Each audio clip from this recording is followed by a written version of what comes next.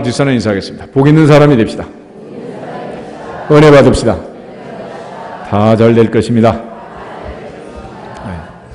오늘은 맥주 감사 주일입니다. 7월 첫 주일 전국교회가 맥주 감사 주일로 느끼는 그런 절기인데 특별히 지난 6개월 마무리하고 또 새로운 6개월을 시작하면서 감사의 절기로 시작하는 것은 특별한 의미가 있는 것 같습니다.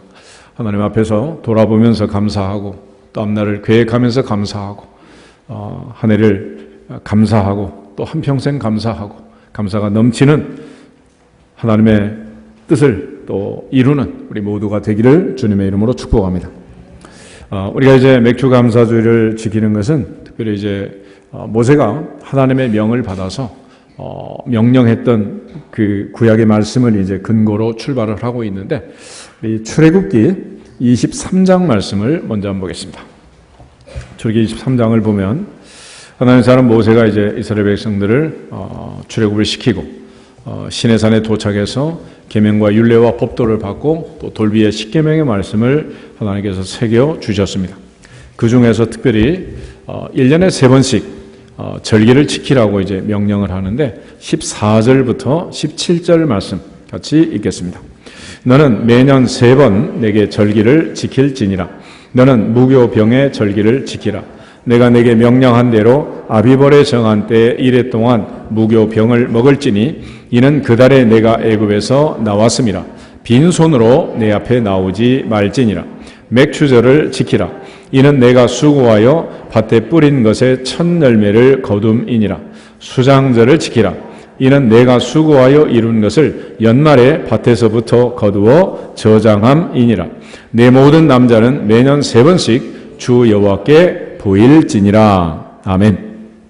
모세는 이스라엘 백성들이 가나안에 들어가서 적과 꿀이라는 그 복을 누리며 살 것을 또 분명히 믿고 확신하면서 하나님 주신 이 계명의 말씀을 광야에서 이스라엘 백성들에게 선포했습니다. 이스라엘 백성들에게 있어서 가장 중요한 날짜는 6월절이었습니다. 6월절. 정월 14일에 430년 종살이가 마치고 이제 출애굽받은 그 날. 그런데 하나님께서 이제 6월절이 있던 그 달이 원래는 7월 달인데 달력을 바꾸어서 1월 달로 삼아라 그랬고 이스라엘 백성들은 출애굽을 기점으로 이제 모든 것이 새로운 시작, 새로운 출발을 갖게 됩니다. 누구든지 그리스도 안에 있으면 새로운 피조물이라. 보라, 이전 것은 지나갔으니 새 것이 되었도다 하신 말씀처럼 그리스도 안에서는 우리 모두가 새롭게 새 출발할 수 있습니다. 그런 차원에서 이스라엘 백성들은 제일 먼저 6월절을 지켰고 정월 14일 6월절의 밤을 지나서 그들이 이제 탈출했기 때문에 광야에 나와서 한 달 동안 발효되지 않는 무교병을 먹었습니다. 그래서 한 주간 동안 이제 이 무교병을 먹으면서 지키는 절기, 이게 바로 이제 무교병의 절기, 무교절이라는 절기를 지킨 거예요. 그래서 신약에는 이제 6월절 때는 무교절, 6월절의 절기, 무교병의 절기 뭐 이런 여러 가지 표현을 쓰지만은 정확히 얘기하면 정월 14일 하루는 6월절이고 계속되는 한 주간이 이제 무교절이 되겠습니다. 그런데 그것은 바로 이제 출애굽의 기념일이었고 또 하나님께서 새로운 시작, 새로운 출발을 허락하신 날이었습니다. 그로부터 이제 50일째 되는 날이 이제 오순절이라는 절기이고 또 7주간이 지나서 이제 77절이라고 하는데 그때가 바로 맥추절입니다. 맥추절. 그래서 16절에 보면 맥추절을 지키라. 이는 내가 수고하여 밭에 뿌린 것에 첫 열매를 거둠이다 라고 말했습니다. 예수께서 고린도서 15장에 가면 부활의 첫 열매가 되셨다 그렇게 말씀하셨는데 예수께서 승천하시고 40일째 되는 날 승천하시고 부활하신 후에 40일째 되는 날 충천하시고 이제 50일째 되는 날 열흘 후에 성령이 강림하셨어요. 그래서 이 맥추절은 오순절 성령 강림하고 연결되는 절기이기도 하고 또 교회가 시작하고 교회가 태동하는 초대교회가 출발하는 그런 절기이기도 합니다. 그래서 예수님께서 6월절에 십자가에 돌아가시고 오순절에 성령을 보내서 교회를 시작한 절기, 이게 바로 이제 맥추절의 절기입니다. 그런 차원에서 우리가 이제 밭에서 수고한 것의 첫 열매를 하나님께 드리는 외형적인 그런 절기이기도 하지만은 그러나 또 영적으로 보면은 오순절 성령 충만으로 교회가 시작되고 새롭게 출발하는 절기가 되는 것입니다. 그래서 50이라는 숫자는 7 곱하기 7 플러스 1 그래서 새로운 시작, 새로운 출발을 알립니다. 우리가 주일을 지키는 것도 마찬가지로 오늘은 안식 후 몇째 날? 첫째 날. 그래서 달력을 보시면은 일요일은 주일날은 맨 첫 번째 줄에 있습니다. 그래서 한 주의 시작, 그 첫날에 하나님을 섬기고 또 주일을 지키는 것입니다. 이처럼 초태생 처음 것들은 하나님의 것이다 라고 말씀하시고 초래가 받은 그때도 좌우설조 문인방에 피가 있는 집은 초태생 첫 번째 장자가 살았고 바로의 왕궁부터 피가 없는 집은 모조리 장자가 죽임을 당하는 첫 번째 짐승의 새끼들이 죽임을 당하는 그런 밤이 바로 유월절의 밤이었습니다. 그런 차원에서 이제 맥추절을 지키라라고 말씀하시고 우리가 밭에 수고하고 뿌린 것에 철매를 거두지만은 그러나 그것은 하나님의 은혜라는 것을 생각하며 감사절을 지키도록 한 것입니다. 그리고 이제 마지막 세 번째로 이제 수장절이라는 절기를 지켰는데 이것은 한 해 수고하고 연말에 이제 곡식을 창고에 저장하는 절기였습니다. 동시에 광야에서 40년 동안 초막을 짓고 장막을 짓고 살았던 것을 기념하는 절기이기 때문에 때로는 초막절, 장막절이라고도 부르는 절기, 이게 바로 수장절이었습니다. 마지막에 이제 예수님께서도 비유하실 때 가라지는 쭉정이는 먼저 불에 태워서 버리고 알곡은 곡간에 저장하는 것처럼 영원한 천국으로 우리 모두를 인도할 것을 약속하셨습니다. 그런 차원에서 모두가 다 알곡 신자가 되고 천국에 입성할 수 있기를 주님의 이름으로 축복합니다. 그런 차원에서 이제 유월절이라는 것은 2000년 전에 있었던 예수님의 십자가 사건이라면 오순절은 지금도 우리가 날마다 하나님이 나사렛 예수에게 성령과 능력을 기름 붓듯 부으셨던 것처럼 우리가 성령 충만해야 하는 성령 충만과 성령의 능력과 기름 부심을 받아야 하는 현재적인 절기라고 하겠습니다. 동시에 이제 수장절은 미래적으로 우리가 영원한 천국에 들어갈 것을 믿고 주님 다시 오심을 믿고 산자와 죽은 자를 심판하러 오실 주님의 재림의 그날 우리는 새하늘과 새 땅 영원한 천국을 향해 들어가게 될 줄로 믿습니다. 그런 차원에서 1년 3번씩 이렇게 절기를 정한 것은 과거를 생각하면서 감사하고 또 현재적으로 주신 은혜에 감사하고 앞으로 주실 더 큰 은혜를 믿고 감사하고 그래서 하나님 앞에 항상 과거를 보면서도 감사, 현재를 보면서도 감사, 미래를 계획하면서도 감사, 범사에 감사할지어다. 이게 이제 절기를 지키라는 중요한 목적이 되겠습니다. 동시에 이제 이러한 그 감사는 대체로 이제 물질하고 지금 연결해서 지금 계속 말씀을 하고 계시는데 우리가 이제 세상을 살면서 많은 사람들이 물질을 얻고자 하는 방법 또 물질을 얻고자 할 때 쓰는 그 방법들이 있는데 크게 이제 야고보는 이 두 가지를 얘기하고 있습니다. 야고보서 4장을 찾아보겠습니다.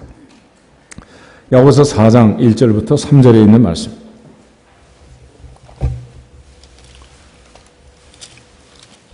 야고보서 4장 1절부터 3절 세 절을 같이 읽겠습니다. 너희 중에 싸움이 어디로부터 다툼이 어디로부터 나느냐 너희 지체 중에서 싸우는 정욕으로부터 나는 것이 아니냐 너희는 욕심을 내어도 얻지 못하여 살인하며 시기하여도 능히 취하지 못함으로 다투고 싸우는도다. 너희가 얻지 못함은 구하지 아니하기 때문이요 구하여도 받지 못함은 정욕으로 쓰려고 잘못 구하기 때문이라. 아멘. 첫 번째, 세상 사람들이 쓰는 원리는 싸움과 다툼이라고 했습니다. 많은 사람들이 싸우고 다투는 이유는 뭐냐? 무엇을 얻기 위해서, 더 많은 것을 갖기 위해서 싸우고 다투는 것이죠. 그래서 세상의 원리, 세상은 항상 싸우고 다투고 전쟁이 그치지 않습니다. 심지어 이 세상에 있는 교회를 지칭할 때도 전투적 교회라고 합니다. 우리는 지금 영적 싸움을 하고 다툼을 지금 하고 있는 거예요. 그래서 전쟁이라는 것은 하나님이 다윗에게 어디로 가든지 이기게 하셨다 하는 말씀처럼 이겨야 되는 거지 전쟁에서는 지면 산다 죽는다. 이건 죽음이야, 죽음. 그러므로 항상 하나님의 전신갑주로 무장하고 이 어둠의 싸움들과의 세력들과의 싸움에서 영적 전쟁에서 승리할 수 있기를 주님의 이름으로 축복합니다. 그러나 그렇게 싸우고 다툰다고 해서 이걸 뭘 얻을 수 있는 건 아니라는 거예요. 요즘 이제 들려온 뉴스들을 보면 세계에서 제일 강한 나라 두 나라가 지금 싸우고 있잖아요. 그죠? 이 가난한 나라들이 뭔가를 얻으려고 싸운다면 이해를 하겠는데 제일 잘 사는 부자 나라들이 더 많이 갖겠다고 그렇게 다투고 싸우는 거예요. 그렇지만 그것은 방법이 아니라고 오늘 말씀을 하고 있습니다. 반면에 이제 하나님의 사람들, 하나님의 백성들이 얻는 방법은 한 가지다. 그것은 바로 온갖 좋은 은사와 온갖 좋은 선물은 위로부터 빛들의 아버지께로부터 내려오느니라. 하나님이 주신단 말이에요. 그래서 하나님이 주신 것을 받는 방법은 구하라 그러면 주실 것이요, 찾으라 그러면 찾아낼 것이요, 두드리라 그러면 너희에게 열릴 것이니라 하신 말씀처럼 기도하는 것입니다. 그래서 오늘 야고보는 너희가 얻지 못하면 뭐하지 아니합니다? 구하지 아니합니다. 그리고 구하여도 받지 못하면 정욕으로 쓰려고 잘못 구하기 때문이다 라고 말했는데, 우리가 특별히 이 말씀을 잘 보면 기도하면 다 주시게 되어 있는데도 불구하고 기도하면서도 욕심을 부린다는, 기도하면서도. 그러니까 그 탐심으로 욕심으로 잘못 구하는 거기에 심각한 이제 문제가 있는 거죠.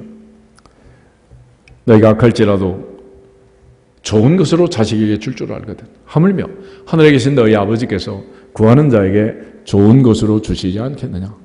그런데 에덴 동산의 아담과 하와부터 하나님이 주신 좋은 것은 버리고 사탄의 유혹에 미혹에 넘어가서 그 어리석은 잘못된 판단으로, 잘못된 정보로 에덴 동산을 뺏기고 말았단 말이에요. 오늘도 하나님 앞에서 하나님이 주신 것이 좋은 것임을 알고 하나님이 주실 때까지 기대하면서 기다리면서 기도할 줄 아는 기도의 사람들이 되기를 주 이름으로 축복합니다. 욕심이 들어오면 망하는, 욕심이 들어옵니다. 그런데도 많은 사람들이 이 탐심의 욕심에 묶여서 결국은 자기가 받아야 할 복을, 또 받은 복을 누리지 못하고 뺏기는 경우가 허다하다는 거예요. 예수님이 이 땅에 계실 때 한 사람이 주님을 찾아와서 자기 형과 유산을 나누도록 요청을 해요. 그때 주님께서 이제 그에게 주신 교훈의 말씀이 있는데, 우리 누가복음 12장을 한번 찾아보겠습니다. 누가복음 12장.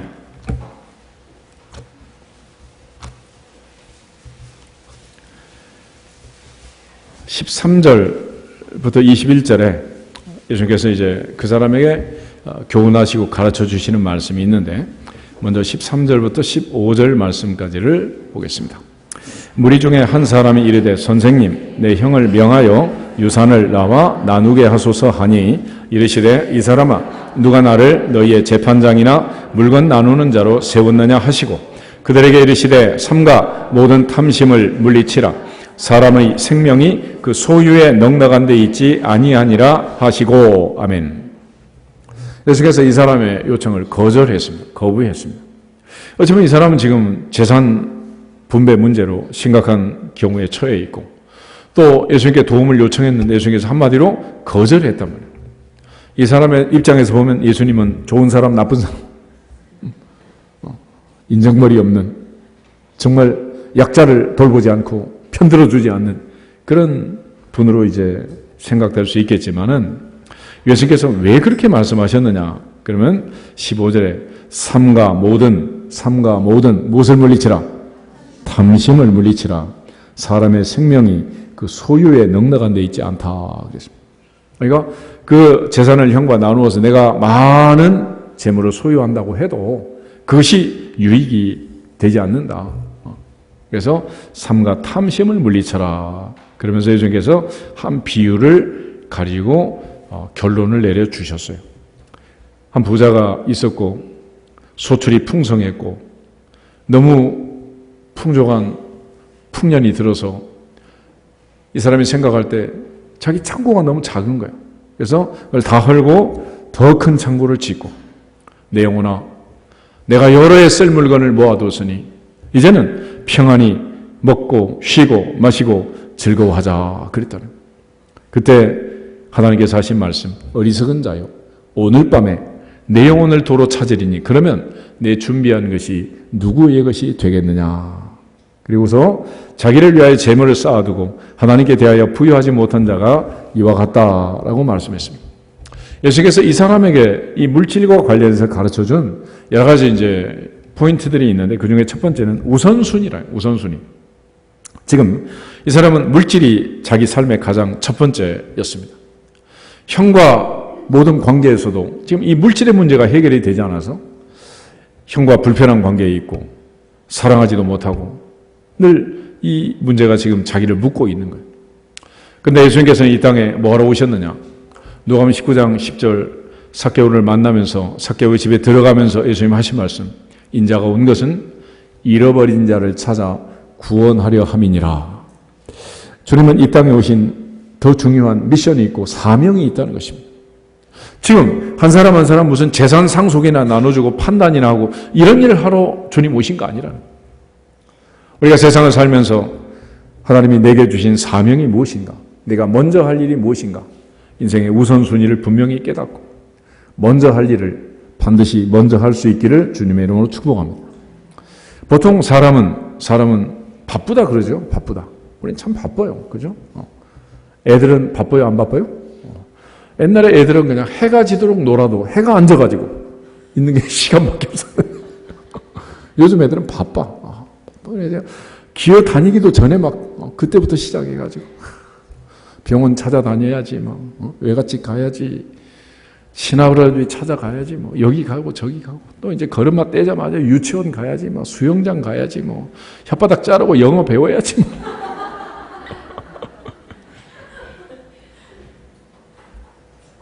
그래서 애들이 너무 바빠요, 너무 바빠. 엄마야, 내가 이래야 살겠냐? 그래서 인생이 바쁘다 보니까 어떤 일을 먼저 하는 거예요? 바쁜 일을 먼저 하는 거예요, 바쁜 일을. 그래서 결과적으로는 중요한 일을 못하고 인생이 끝난다. 인생이 그 바쁜 일을 처리하다 보니 중요한 일을 못하고 있는 시간 없는 시간 다 길바닥에다 버리고 정말로 중요한 일을 못하는 거예요. 그래서 하나님이 우리에게 주신 사명, 그 숙제를 못하고 아직도 나이만 들고 마음은 있는데 해야 되는데 하면서 아직도 못하고 있단 말이에요. 오늘 이 사람에게 지금 주님 하신 말씀, 첫째는 우선순위의 문제. 정말 중요한 일이 무엇이냐?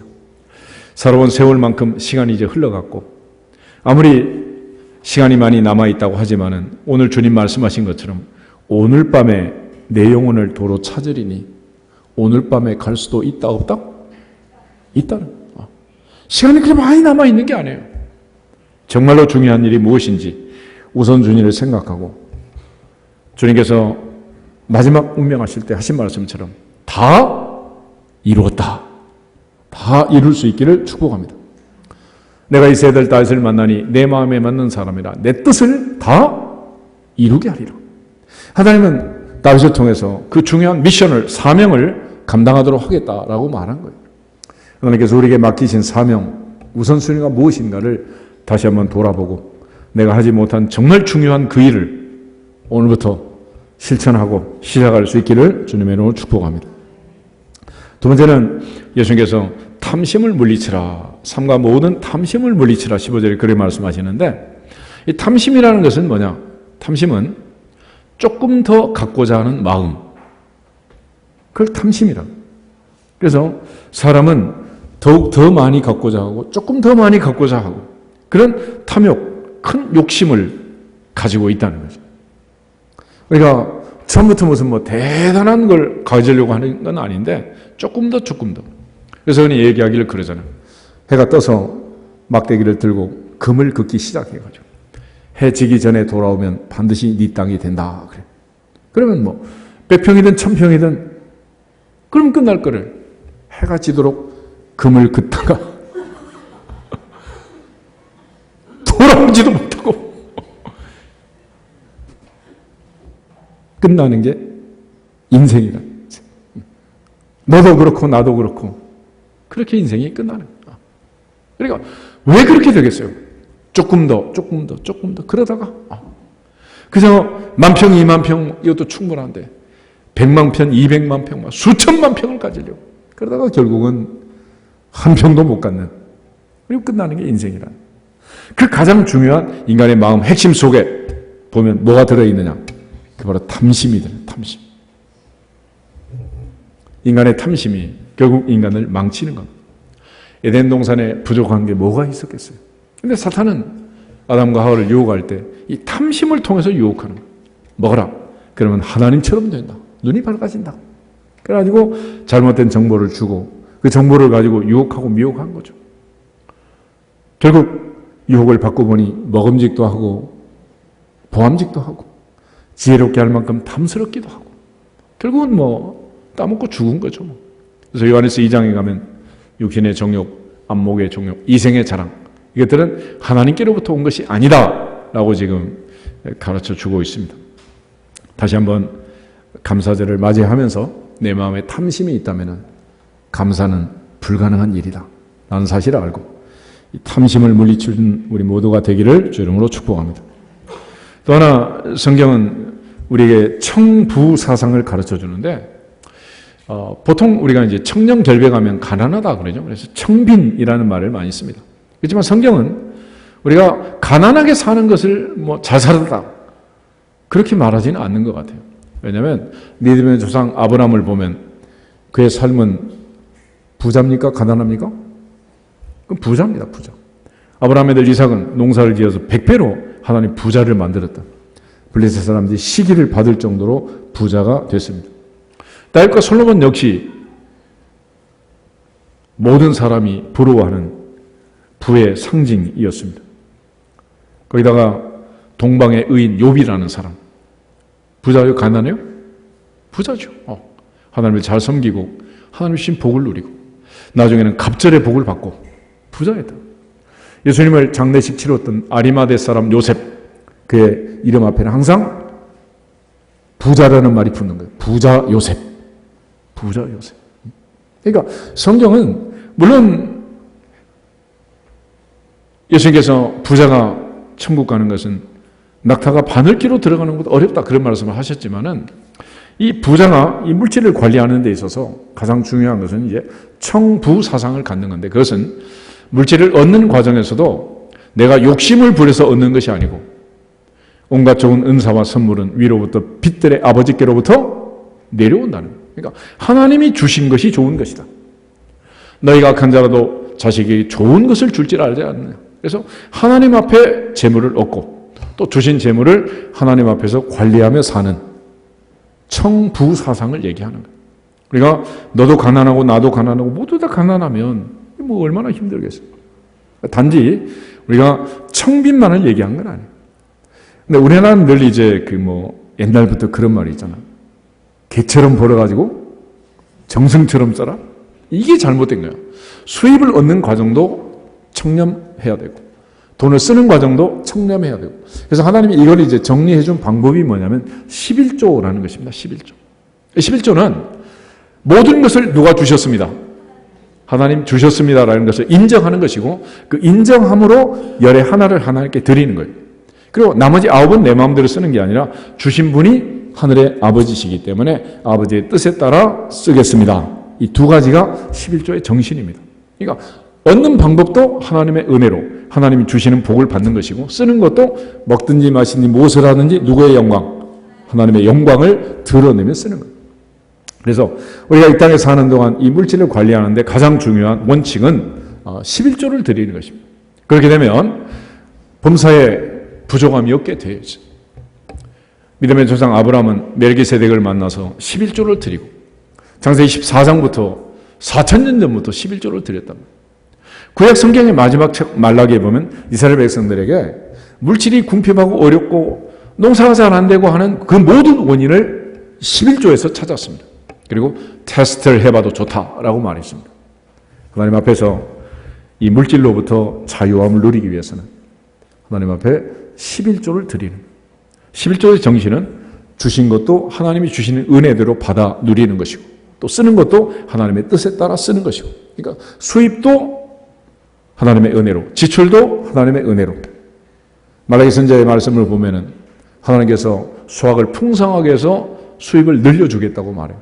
반대로 전대에 뚫어진 구멍들을 막아가지고 과일이 기한 전에 떨어지지 않게 해가지고 쓸데없는 지출을 막아주겠다라고 말합니다. 그러니까 수입은 늘고 지출은 줄면 부자 된다 안 된다? 당연히 부자 되죠. 당연히. 근데 반대로 이제 수입은 줄고 지출은 구멍이 뻥 뚫려 있으면 사막화가 진행이 되는 것입니다. 그럴 수밖에 없는 거예요. 그런 차원에서 이 어리석은 부자를 통해서 우리가 다시 한번 하나님이 말씀하신 청부 사상을 기억하고 11조를 잘 관리하고 자녀들 대대로 물질에 궁핍함이 없기를 주님의 이름으로 축복합니다. 또 하나 이 사람에게서 가치관의 문제인데, 이 사람은 자기 인생이 어떤 존재인가를 모르는 거예요. 어리석은 자야, 어리석은 자. 오늘 밤의 내용을 도로 찾으리니 그러면 내 준비한 것이 누구의 것이 되겠느냐 그랬습니다. 인생이 무엇인가를 알아야 되는데 이 사람은 자기 자신도 잘 모르는 거예요. 소크라테스는 너 자신을 알라 그랬잖아. 하나님과 나 사이에 우리가 알아야 할 것들이 있습니다. 전능하사 천지를 만드신 하나님 아버지를 믿습니다. 우리가 늘 고백하지만은 그 고백 속에는 이런 게 들어있는 거예요. 하나님은 전능하시고 나는 무능하다. 무능하다. 하나님은 전지하시냐면 나는 무지한 인생이다. 하나님은 영원부터 영원까지 어제나 오늘의 영원토록 동일하시지만 인간은 노화의 과정을 거치고 태화의 과정을 거쳐서 죽어가고 있다. 아주 연약한 인생이라는 거예요. 그렇기 때문에 이 세상 사는 동안 우리가 어떤 가치관을 가지고 살아야 하느냐. 그래서는 한마디로 하나님께 영광을 돌리는 것입니다. 그런데 이 사람의 가치관의 목적은 뭐냐? 하나님께 영광이 아니고 내 영혼아 여러의 쓸 물건을 모아두었으니 이제는 평안히 먹고 마시고 쉬어라. 한마디로 이기주의의 극치를 달리고 있는 거예요. 그러니까 그렇게 해서 이기적으로 산다고 해서 그 인생이 행복하지 않다. 하나님께서는 우리에게 주신 사명이 있는 것이고 또 우리는 그 사명을 감당함으로 하나님의 영광을 드러내야 할 책임과 의무가 있고 그걸 다 이루신 주님께서 십자가에서 우리의 구원을 완성해 주셨고 또 우리에게 너희는 가서 모든 족속으로 제자를 삼아 아버지 아들과 성령의 이름으로 세례를 주고 내가 너희에게 분부한 모든 것을 가르쳐 지키게 하라 라는 가장 위대한 미션을 주셨단 말이에요. The Great Commission. 주님이 주신 지상 명령이 있고 지상 계명이 있잖아요. 그러므로 하나님 주신 이 사명을 감당할 수 있기를 주님의 이름으로 축복합니다. 그 사명의 마지막 목표는 솔리 데오 글로리아, 오직 하나님께 영광입니다. 그래서 오늘 21절에 자기를 위하여 재물을 쌓아두고 하나님께 대하여 부유하지 못한 자가 이와 같다. 그래서 하나님께 영광을 돌리지 않는 그 사람에 대해서 마지막 이제 경고를 하는 거예요. 이 땅에 재물을 쌓는 부자가 아니라 하나님께 재물을 쌓는 부자가 되어야 한다. 아멘. 이것이 예수님께서 이 사람을 통해서 우리에게 가르쳐 주신 내용입니다. 그러나 우리는 어리석은 부자처럼 여전히 어리석은 삶을 살고 여전히 이 사람이 갖고 있는 이런 인생관과 가치관 속에서 우리 미래를 준비하고 살아가는 연약한 존재들이란 말이에요. 그런 차원에서 이제 인생이 무엇인가를 깨닫는 것 너무도 중요한 일이죠. 인생이 어떤 존재인가, 내가 어떤 존재인가. 이 시편을 한번 찾아보겠습니다. 시편 103편, 시편 103편.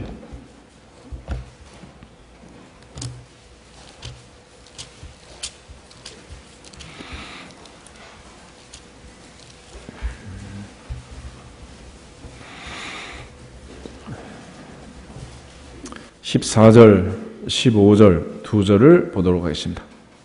이는 그가 우리의 체질을 아시며 우리가 단지 먼지뿐임을 기억하심이로다. 인생은 그날이 풀과 같으며 그 영화가 들의 꽃과 같도다. 아멘. 시편 103편은 다윗의 시편인데 다윗은 인생을 가리켜서 비유할 때 첫 번째는 14절에 단지 먼지뿐이다. 먼지다. 또 15절에서는 풀과 같다. 들의 꽃과 같다라고 말합니다. 아주 잠깐 있다가 없어지는 무가치한 존재들. 인생이란. 하나님께서 흙으로 사람을 창조하셨다고 그러는데 구약성경을 보면 흙이라는 그 말을 아파르라는 히브리 단어의 의미는 티끌, 먼지라는. 그래서 하나님 우리를 만드실 때 뭐 고려, 청자, 이조, 백자를 만든 것처럼 좋은 고령틀을 가지고 만들었으면 좋았을 텐데 이 먼지를 가지고 만들어가지고 금방 목욕하고 그러면 아주 뺀질뺀질하지만 며칠 지나면 또 그냥 먼지가 얼마나 많이 떨어져요. 그렇게 밀어도 때가 나고. 이 먼지 같은 일이에요, 먼지. 나중에는 결국 너는 먼지니 먼지로 돌아가라. 그래가지고 결국은 장례를 치르는 거 아니겠어요? 어찌 보면 이제 장례식 치를 때 뭐 향나무 관부터 뭐 좋은 관들을 많이 하잖아요. 그런데 사실은 제일 좋은 거는 뭐냐? 가장 싼 걸로 해가지고 흙 속으로 들어가도록 빨리 가도록. 그게 제일 도와주는 거예요. 나중에 너무 막 튼튼한 이런 관들을 해놓으면 그냥 시체가 막 흙으로 돌아가지도 못하고 막 온갖 그 부패한 것들이 막 섞여가지고 막 그러고 있는 거예요. 하나님 앞에서 우리는 먼지 같은 인생이다. 이 풀의 꽃처럼 금방 사라진다. 아침 안개 같다. 그런 말도 하잖아요. 잠깐 보이다가 없어지는 안개다. 그랬는데 내가 그렇다는 사실을 우리가 모르기 때문에 어리석게 산다는 거죠. 시편 39편을 한번 더 보겠습니다. 4절부터 6절.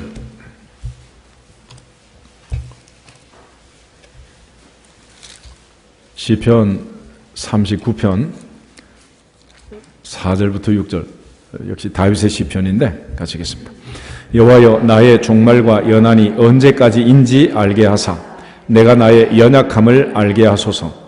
주께서 나의 날을 한 뼘 길이만큼 되게 하심에 나의 일생이 주 앞에는 없는 것 같사오니 사람은 그가 든든히 서 있는 때에도 진실로 모두가 허사뿐이니이다.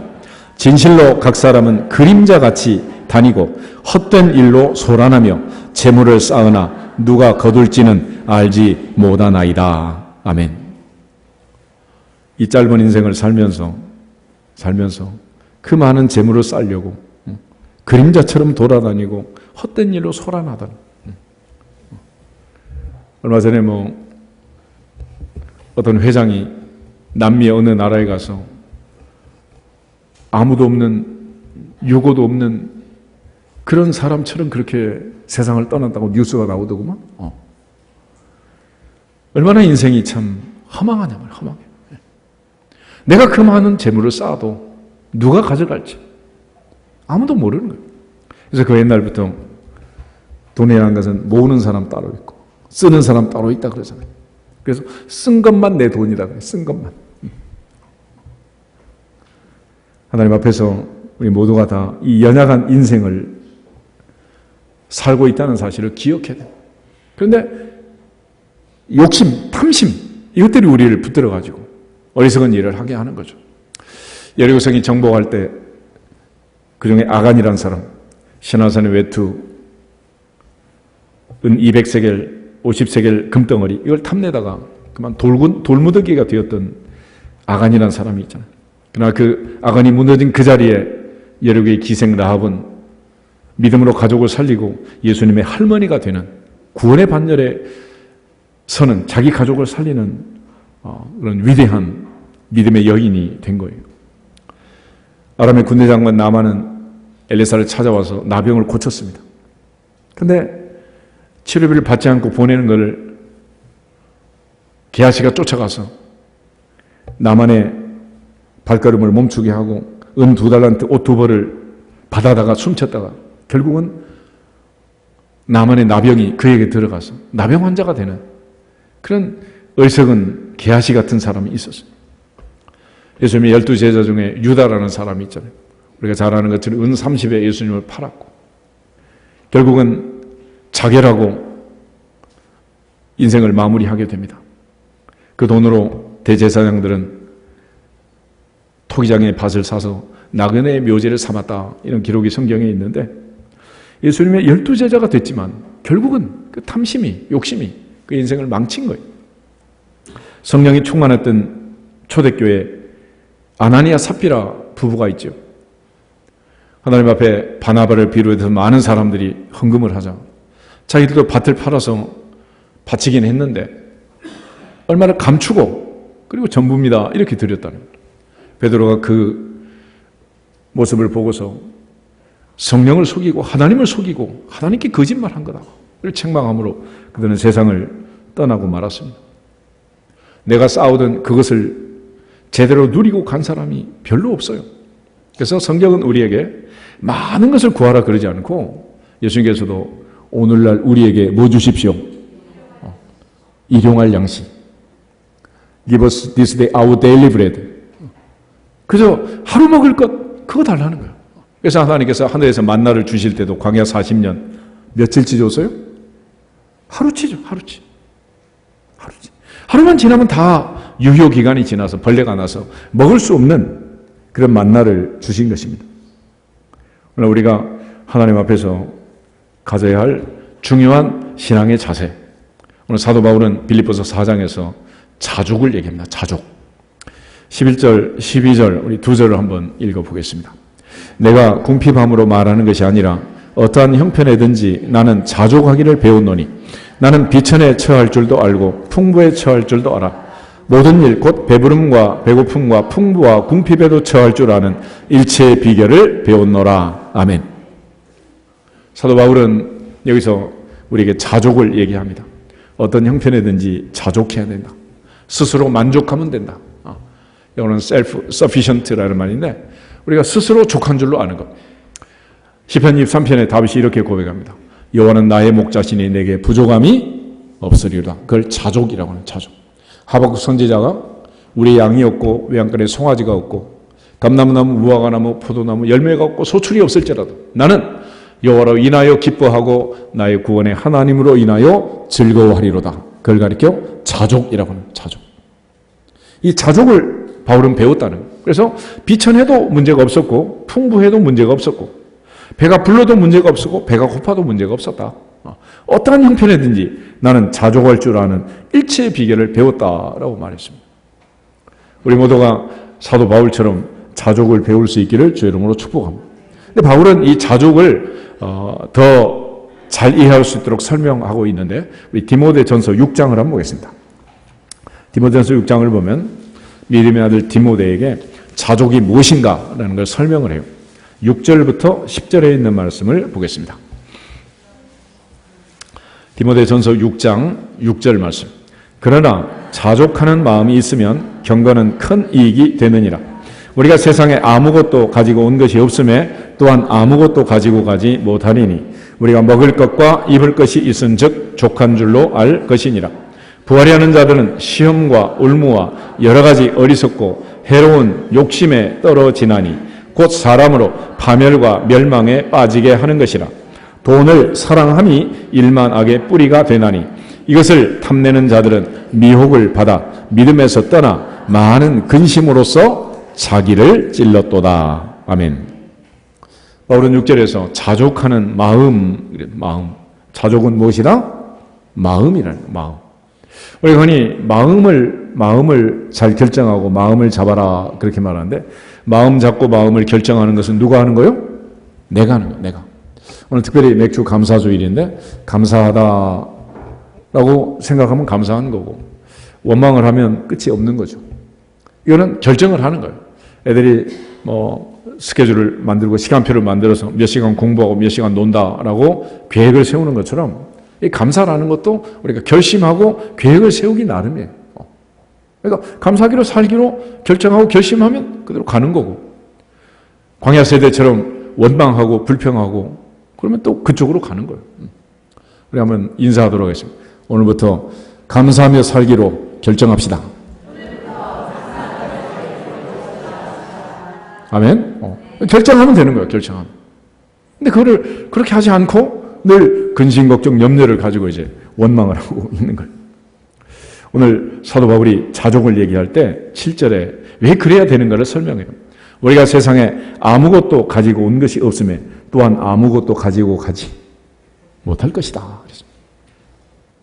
인정하십니까? 그래서 그렇다는 거예요. 아무것도 가지고 온 것이 없었고 가지고 갈 수도 없다.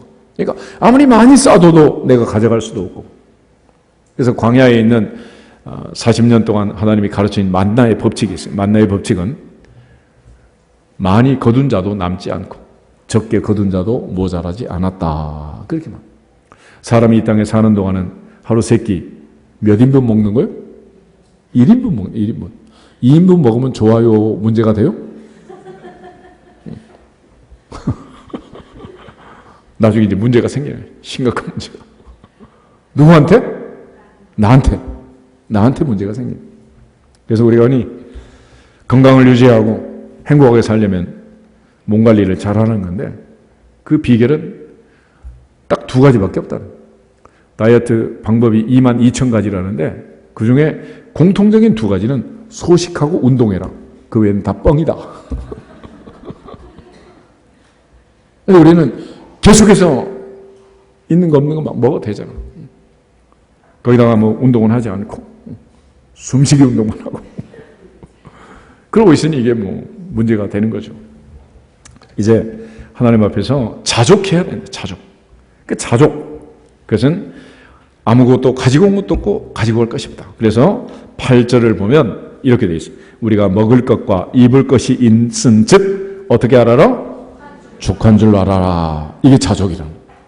우리가 복이라는 말을 많이 해요. 복. 한자로 복이라는 말은 옷을 쓰는 거, 옷의 변에다가 날일자를 쓰고 입구자를 쓰고 밭전자를 쓰고. 그러니까 옷 한 벌 입고 밭에 나가서 일해서 한 입 먹을 수 있으면 행복하다. 그거예요. 뭐 수천만 평을 얻고 뭐 빌딩을 짓고 그렇게 살아야 행복한 게 아니고 옷 한 벌 입고 한 입 먹을 수 있는 밭대기 하나 있으면 그게 행복이라. 행복. 족한 줄로 알아라. 그것이 내 인생의 가장 만족한 일이다라고 말해요. 그러니까 사도 바울이 말하는 이 자족이라는 것은 뭐 대단한 걸 얘기하는 게 아니에요. 하나님 앞에서 먹을 것이 있고 입을 것이 있으면 어떻게 해라? 족한 줄로 알아라. 다시 말하면 그동안 굶지 않고 헐벗지 않고 살았으면 감사해라. 그런 얘기. 결과적으로 부활이 하는 자들 9절을 보면 시험과 올무와 여러 가지 어리석고 해로운 욕심에 떨어지나니 그 사람으로 파멸과 멸망에 빠지게 하는 것이다. 그래서 부하려는 자들이라는 말, 부자가 되려고 하는 사람들. 다시 말하면 그 속에 뭐가 있는 사람? 욕심이 있고 탐심이 있는 사람. 그 사람이 문제라는 거죠. 그래서 10절을 보면 돈은 일만하게 뿌리다 이렇게 되어 있지 않고 돈을 사랑하니 일만하게 뿌리다 그래요. 돈이라는 것도 그 자체는 아무 의미가 없죠. 중성 아니겠어, 중성. 그런데 돈도 어떤 사람 그래도 돈도 인격이 있대요. 자기를 소중하게 여기고 잘 관리하고 쓸 수 있는 사람한테 가고 싶겠어요? 함부로 쓰는 사람한테 가고 싶겠어? 여러분 시집갈 때 다 해봤잖아. 나를 함부로 대하고 함부로 취급하는 사람한테 가고 싶은 사람이 어디 있겠어요? 그래서 돈이란 것도 함부로 그렇게 하면 안 된다는 거예요. 우리가 흔히 얘기를 하잖아요. 로또에 당첨되고 후일담이 좋은 사람이 없다. 쉽게 번 돈은 쉽게 나갈 수밖에 없는 거예요. 그러니까 사람도 인생이 다 그렇잖아요. 내 인생을 소중하게 여기고 자신감과 자존감을 가지고 성실근면하게 살아야 그 인생의 의미가 있는 거지 허랑방탕해서 그게 되겠냐는 거예요. 결과적으로 돈을 사랑하면 일만하게 뿌리가 되고 이것을 탐내는 자들, 탐심을 있는 자들은 미혹을 받아서 마지막에 중요한 게 있어요. 믿음에서 떠나 많은 근심으로 누구를 찔렀다? 자기를 찌르는 자기를. 병도 이런 자기를 찌르는 병이 있잖아요. 암부터 시작해서 루푸스라든지 류마티스 관절염, 백혈병 할 것 없이 자기 세포가 자기를 찌르는 이런 병 걸리면 그 어떤 의사도 그 어떤 형제 자매도 부모도 도와줄 수가 없는 자기가 자기를 찌르는데 그래서 이러한 그 모든 상황 속에서 사도 바울은 우리에게 말할 때 가장 큰 이익은 뭐냐? 자족하는 마음이다. 우리는 어떤 걸 많이 쌓아두고 남기면 이익을 남겼다 그렇게 말하지만 결과적으로 세상을 살면서 우리가 가져야 할 가장 중요한 행복한 요소는 자족이라는 거예요. 자족. 그러니까 어떤 형 상황에서든지 내가 자족하면 행복하다 불행하다? 행복한 거예요. 행복해. 그런데 자족하지 못하면 불행하게 된다는 거죠. 그런데 이 자족이라는 것은 내 스스로 결정하는 거예요. 스스로. 내 스스로. 요한은 나의 목자시니 내게 부족함이 없다. 누가 결정하는 거요? 내가 결정하는 거지. 그런데도 불구하고 우리 늘 불평하고 원망하고 탐심을 가지고 살다가 결국은 이제 문제가 생기게 되는 거죠. 아굴이라는 사람의 기도가 있는데 잠언 30장 한번 찾아보겠습니다. 잠언 30장 7절부터 9절을 보면 아굴이 하나님 앞에 기도하면서 두 가지 기도 제목이 있었습니다. 그 두 가지 기도 제목을 보면 아굴이 어떤 사람인가라는 걸 우리가 금방 눈치를 챌 수 있는데 7절 말씀 같이 읽겠습니다. 내가 두 가지 일을 주께 구하였사오니 내가 죽기 전에 내게 거절하지 마시옵소서. 곧 헛된 것과 거짓말을 내게서 멀리하옵시며 나를 가난하게도 마옵시고 부하게도 마옵시고 오직 필요한 양식으로 나를 먹이시옵소서. 혹 내가 배불러서 하나님을 모른다 여호와가 누구냐 할까 하오며 혹 내가 가난하여 도둑질하고 내 하나님의 이름을 욕되게 할까 두려워함이니이다. 아멘. 아굴은 헛된 것 거짓말을 멀리하게 해주십시오. 이 거짓말과 교만은 사탄의 일의 특징입니다. 다시 말하면 사탄의 유혹에 미혹에 넘어가지 않게 해달라고. 에덴 동산에서부터 거짓말로 다가온 그 사탄의 유혹에 넘어가서 그 좋은 에덴 동산을 뺏기고 만 거 아니겠어요? 그래서 내가 이 거짓과 허탄으로부터 멀어지게 하시고 또 하나는 가난하게도 마시고 부하게도 마시고 얼만큼 주시라고? 필요한 양식으로 나를 먹이시옵소서. 너무 배부르면 하나님을 모른다 그럴 것이고 너무 배고프면 도둑질하고 하나님의 일을 욕되게 할까 두렵습니다. 이렇게 기도하는 아굴의 마음속에는 뭐가 없는 거예요? 욕심이 없는 거예요. 욕심. 그래서 행복하게 되는, 기도할 때도 잘못 구하는, 정욕스럽고 욕심으로 구하는 이런 잘못된 기도가 있다면 오늘 특별히 맥주 감사주를 맞이하면서 지난 6개월을 돌아보면서 새로운 6개월을 계획하면서 우리 남은 인생을 하나님 앞에 다시 한번 리셋하고 정돈하면서 기억할 것은 두 가지입니다. 첫째는 바울처럼 자족하자. 아굴처럼 욕심을 버리자. 아멘. 아굴처럼 욕심을 버리고 바울처럼 자족하면 한평생 행복하게 될 줄로 믿습니다. 그리고 감사라는 것은 다른 게 아니에요. 감사라는 것은 하나님이 주신 것은 주셨다고 인정하는 것이고 하나님께 받은 것은 받았다고 감사하는 거예요. 그런데 많은 사람들이 싸우고 다투고 그렇게 해서 얻다 보니까 하나님이 주셨다는 것을 모르는 거죠. 하나님이 주신 것이 아니기 때문에 하나님께 드릴지도 못하고 하나님께 드릴 때마다 손이 떨리고 아깝고 그러니까 인생이 불행하게 되는 거예요. 하나님 앞에서 맥주 감사절에 다시 한번 지난 6개월 감사하고 또 새로운 6개월 감사하고 앞으로 평생 감사하며 살기로 다짐할 수 있기를 결정할 수 있기를 주 이름으로 축복합니다. 마지막 다시 한번 우리 인사하고 기도하도록 하겠습니다. 아굴처럼 욕심을 버립시다. 바울처럼 자족하기를 배웁시다. 할렐루야. 다 같이 주 예수 그리스도의 이름으로 형통할지어다 선포하고 기도하겠습니다. 하나 둘 셋. 주 예수 그리스도